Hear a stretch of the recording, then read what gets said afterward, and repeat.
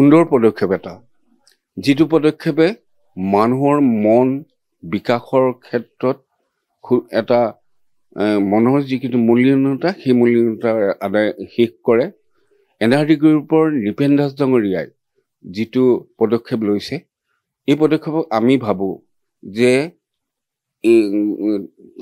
এটা গছপুলি যেতিয়া ৰোপণ কৰা হয়, তেতিয়া আমি এটা কথা দেখোঁ যে গছপুলি এটা ৰোপণ কৰিলে জীৱনজোৰা এটা বৰ শান্তি পোৱা যায়।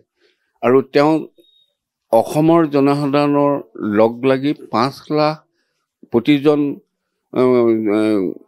লোকৰ হতুৱাই যিটো গছপুলি ৰোপণ কৰিবলৈ লৈছে, সুন্দৰ সেউজ অসম এখন হ'ব।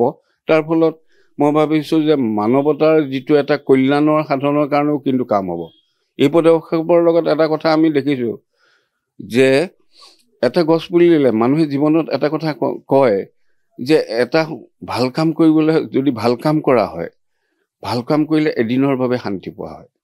এটা গছপুলি যেতিয়া ৰোপণ কৰা হয়, তেতিয়া জীৱনজোৰা কি হয়, তাক আনন্দ লাভ কৰা হয়।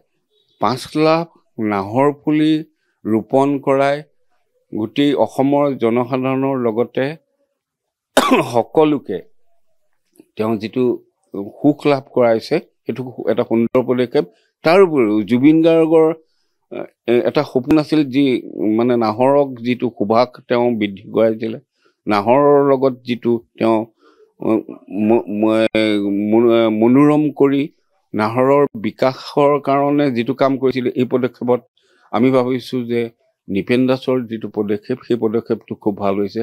তাৰ লগতে আমি অসম সাহিত্য সভায়ো তেনেকুৱা ধৰণৰ সুকাম কৰা ব্যক্তিসকলক সদায় আমি নিজৰ আঁকোৱালি লওঁ। আৰু তাৰ লগতে আমি অসম সাহিত্য সভাৰ তৰফৰ পৰাও তেওঁক আমি আদৰণি জনাইছোঁ যে এনেকুৱা সুন্দৰ পদক্ষেপত কাম কৰাৰ বাবে ভৱিষ্যতে আগবাঢ়ি আহক।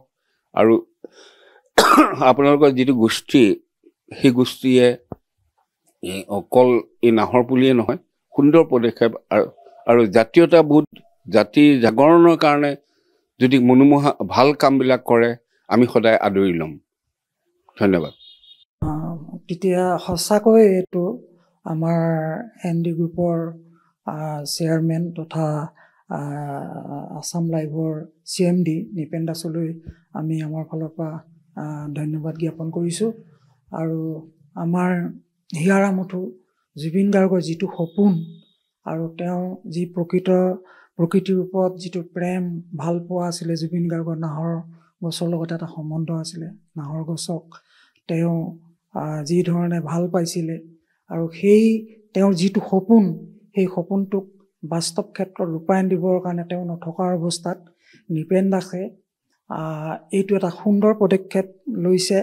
এইটো খুব ভাল পাইছোঁ।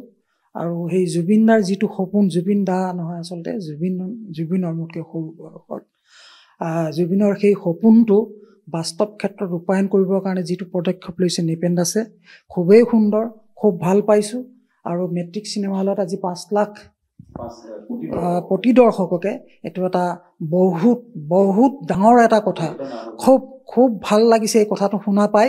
আৰু নৃপেন দাসে এনেকুৱা এটা কাম কৰিছে। আৰু বাকী এই যি জুবিনৰ আৰু যিবিলাক সপোন আছিলে, সেইবিলাক ক্ষেত্ৰতো যাতে তেখেতে কিছু হ'লেও কৰি অসমখনক যাতে লৈ যাব পাৰে আগুৱাই, আৰু জুবিনদাৰ সপোনবিলাক যাতে সফল ৰূপায়ণ হ'ব পাৰে, সেই ক্ষেত্ৰত তেখেতে আৰু কিবা কৰিব বুলি আমি আশা কৰিছোঁ।